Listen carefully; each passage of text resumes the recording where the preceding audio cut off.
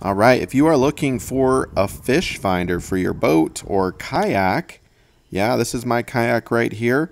Hopefully this video can help you out. I'll be reviewing this bad boy. So let's go ahead and get started.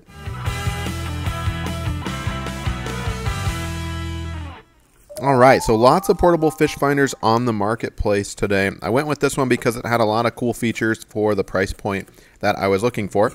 It didn't break the bank at all, and I'll put a link in the description below, as I always do, for any products or supplies that you see in my videos. And here it is right out of the box. We'll be exploring this and reviewing this in more detail. But for context, I'm going to be using this primarily for use in my inflatable kayak. Yeah, I am in my 40s. I hit a midlife crisis, apparently, and this is the result. I've got this cool new toy.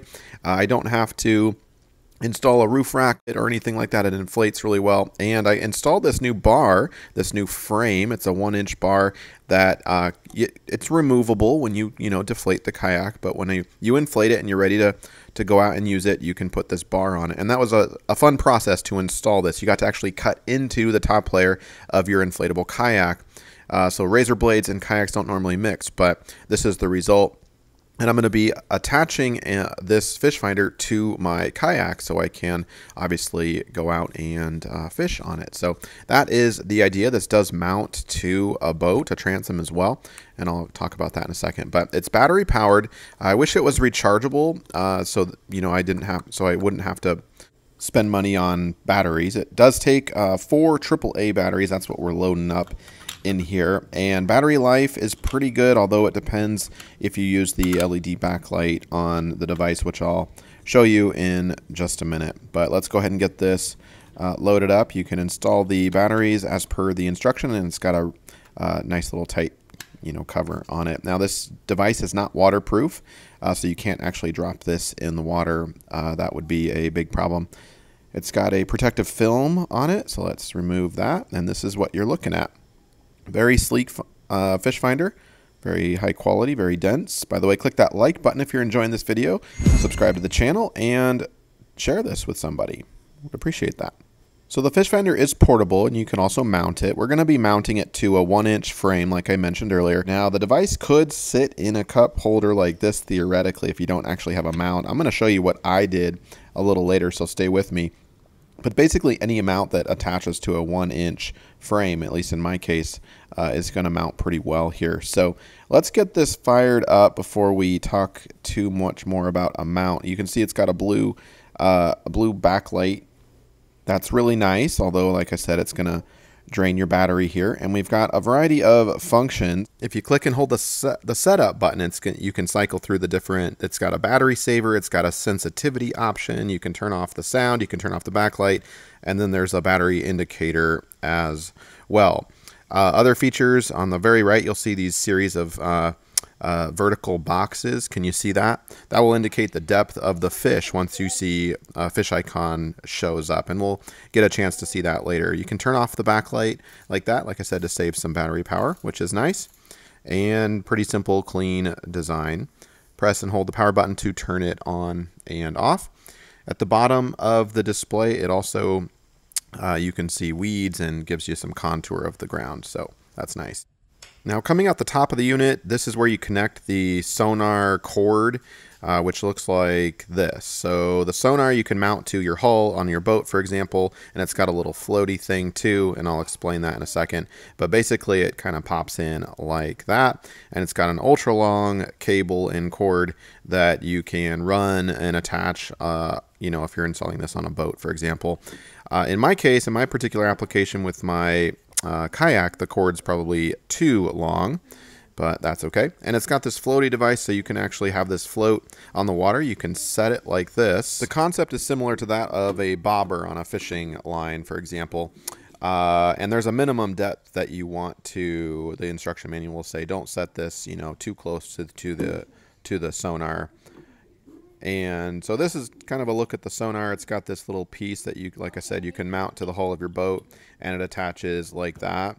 So you would, in theory, take some screws and some silicone and attach that as per the instructions, and then you can attach the sonar to that mount piece like that. But I'm not going to be using that because, like I said, I have an inflatable kayak, and that's not practical to be mounting this. Although maybe I could. That gives me some ideas. But not in this video anyway. So let's power this on, and we can see here with the sonar actually attached via the cord to the fish finder. Now, sonar, if you know anything about the technology of sonar, it doesn't work through open air. The waves do not travel through open air. It actually only travels through liquid, which is why if you get like an EKG or, they put that jelly stuff on, like the doctor's trying to see the baby, it's a liquid, right? So whatever. I don't understand everything, but that's the basic principle. So we're going to test this out, not only in a bucket of water, but we're going to get it out into various bodies of water. But let's start with the obvious here before I invest too much into this fish finder. Let's see if it's picking up anything in this bucket of water. Now, the instruction manual does say that it has a minimum depth and a maximum depth. So if you're using this for ocean fishing and going deeper than 328 feet, for example, I think that's what the maximum depth is, you're out of luck. But I'm not sure you're using this device for deep sea ocean fishing, right? Maybe you are. I don't know. And maybe 328 feet is just fine for you. And a minimum depth is 3 feet. So guess what? This isn't cutting it. It's not really picking up anything. If it is, it's going to give me the minimum depth only that it's able to read. And in this case, you can see it's giving me a depth of 1.9, a foot 9 inches, something like that. And we can remove the floaty device just for kicks here and see if that does anything. So not super accurate, but you're probably not fishing in shallow water like this. Now, if you wanted to test this out in something a bit bigger than a bucket around the house before you go and, install this in your very nice boat, you could consider putting it in a rain barrel and testing it out that way. Or you could just go find, a body of water. Here we are next to a river, and this is my next test here. River is not super deep, especially at the shallow points. We're going to get this out on the kayak and test it here pretty soon, but let's do this first. Again, before I invest too much time and money on it in this thing. And you can see here, let's get this. There's like a reset button too. You just press the power button and it should like reset the sonar. And it's a bit awkward. I've got the camera here, one hand, and lots to deal with. So bear with me. Looks like it's fluctuating between 1.9 and 2.2 feet. There's 3.2 feet. All right, we'll speed this up for you a little bit. 3.6 feet.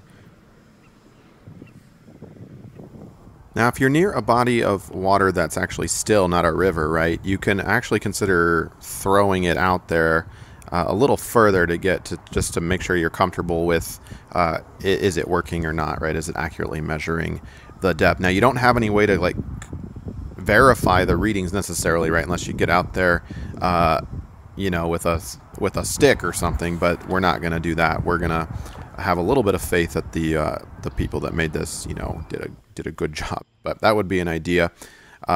Anyway, let's get back to the mounting piece. If you're thinking about mounting this, we're going to take this out on the kayak in a minute. But before we do, we have to mount it to the actual bar, the frame that I made for or installed for the kayak. So this mounting piece did not come with the fish finder. I had to buy that separately. And basically I was doing a lot of searches for, like a phone.